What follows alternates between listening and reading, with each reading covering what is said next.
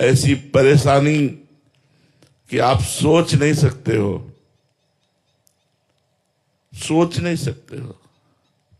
बड़े बड़े ऋषि मुनियों को भोगना पड़ा, तो आप लोगों तो सोच लो क्या हो।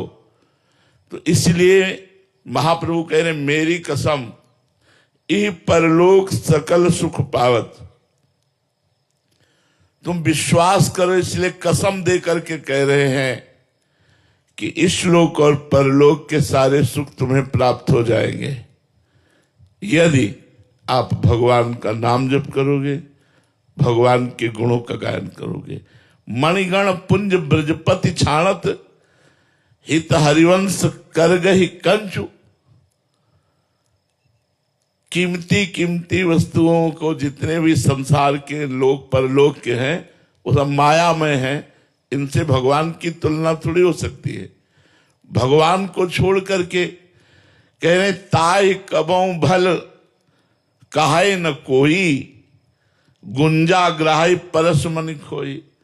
पारसमणि को छोड़कर कोई गुंजा उठावे, कंचन को छोड़कर कोई कांच ग्रहण करे, कामधेनु के दूध को छोड़कर कोई चावल का धुवन पीवे, ऐसे भगवान को छोड़कर संसार को भोगना है। जिस समय कोई ये नियम ले लेता है कि मैं गंदा आहार नहीं करूंगा,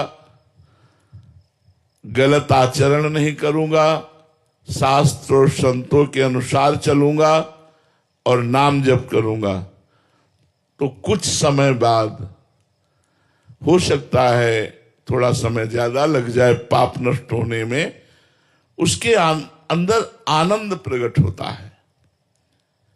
जैसे विषयों के सेवन में क्षणिक आनंद होता है, भगवान के आनंद को कहा गया अखंडानंद, रात दिन वो आनंद बना रहता है।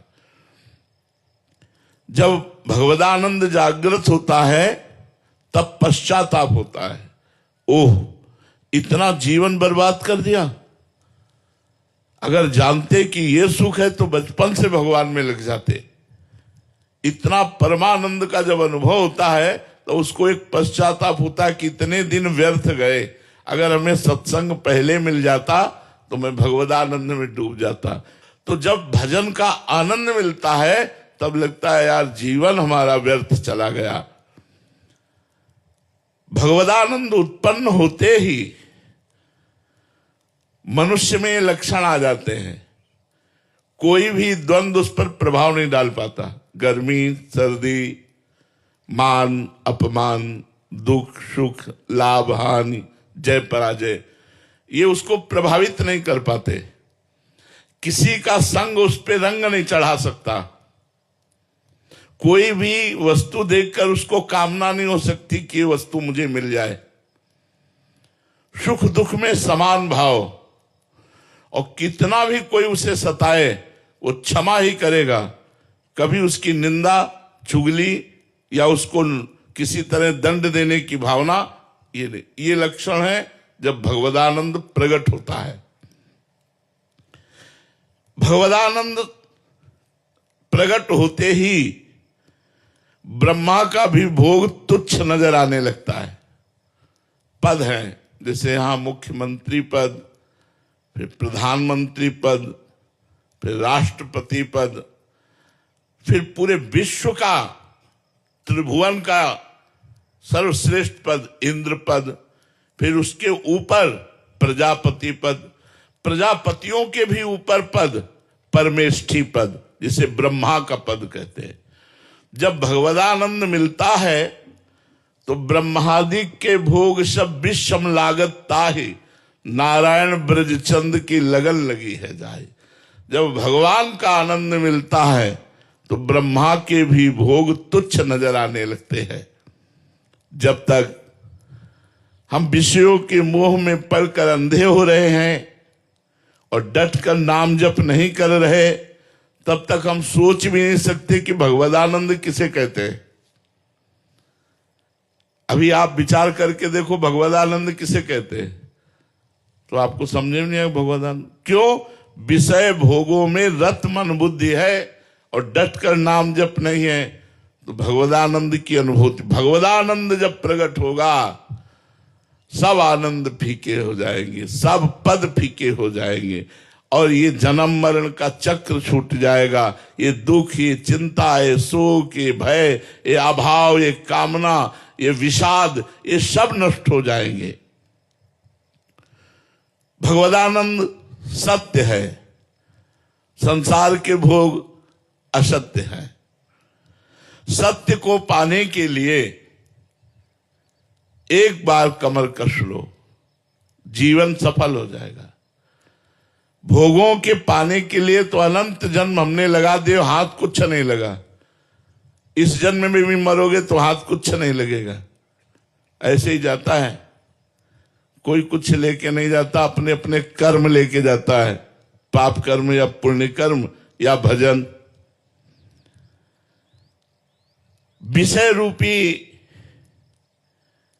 ये चमकीले पदार्थ ऐसे हैं कि एक तरफ भगवान खड़े हों, एक तरफ विषय खड़े हों, तो हम भगवान की तरफ पीठ कर लेंगे, विषय की तरफ मुख कर लेंगे। इतना बड़ा आकर्षण है। गुरु कृपा पात्र, सत्संगी, शास्त्र स्वाध्यायी कोई ऐसा होता है जो इन मायाजनिक भोगों की तरफ पीठ करके भगवान की तरफ चले।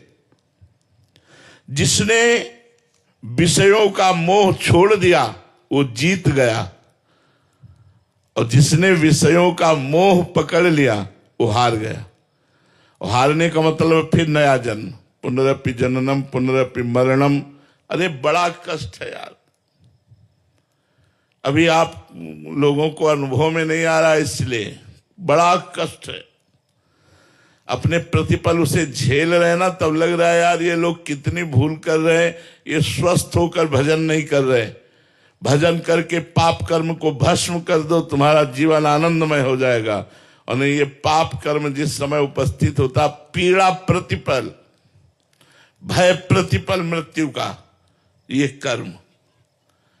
इसलिए नाम जप करके, भगवान का भजन करके अपने इन कर्मों को नष्ट कर दो जो दुख देने वाले हैं। तो कह दो आपने क्यों नष्ट नहीं कर दिया? क्योंकि मुझे भगवत प्राप्ति करनी है, मुझे इन दुखों से नहीं बचना है, मुझे इन दुखों को भोगना है और भगवत प्रेम प्राप्त करके भगवान के धाम जाना है। मुझे इस आवागमन के चक्र में नहीं फंसना। हाँ, ये सोना बेच करके कांच नहीं खरीदना, ब्रह्मास्त्र का प्रयोग मच्छर मारने के लिए नहीं करना। ये जो भजन है ये ब्रह्मास्त्र है, सीधे काल पर प्रहार करो और समुझ जाए शरण ते डरत न काल डर। काल से भी ऊपर काल विजयी बनने के लिए ये दंड जो प्रारब्ध भोग हैं उनको संत जन भोगते हैं और भजन बल से भगवान को प्राप्त होते हैं। जिस वस्तु में हमारा काम चल जाए उतने पर ही अपना अधिकार रखे। बहुत विस्तारवाद बुद्धि को ना बनावे, ये भी मेरा, ये भी मेरा, ये भी मेरा, मेरा मेरा करते चले गए, कुछ नहीं रहा। रहे न रावण सम अभिमानी, हिरणाकश्यप सम वरदानी। खान विभव की खान जगत में कुछ दिन के मेहमान, भजले श्री भगवान जगत में कुछ दिन के मेहमान। जिस दिन से ये तुम नियम ले लोगे कि नाम जब हमारा न छूटे, उसी दिन से तुम्हारा परम मंगल शुरू हो गया। हमारी सबसे प्रार्थना है, हर सत्संग, हर साधु महात्मा, हर शास्त्र का एक ही उद्देश्य है, भगवत चिंतन, भगवत भजन बनने लगे। आप लोग किसी भी तरह कैसे भी शुरू करो, काउंटर से नाम जप करना शुरू करो, गिनती से शुरू करो, फिर गिनती रहित भजन शुरू हो जाता है। कौन गिने? हर समय हर श्वास चल रहा है, कौन गिने? पर जब तक नाम जप नहीं करोगे तब तक आप आनंद को प्राप्त नहीं होगे। और सबसे बड़ी भयानक चीज आ रही, मृत्यु। वो हमारे शरीर को, हमारे सारे वैभव को सब कुछ छुड़ा देगी, फिर हम किस योनि में जाएंगे पता नहीं। इसलिए यत् करोषि यदस्नासि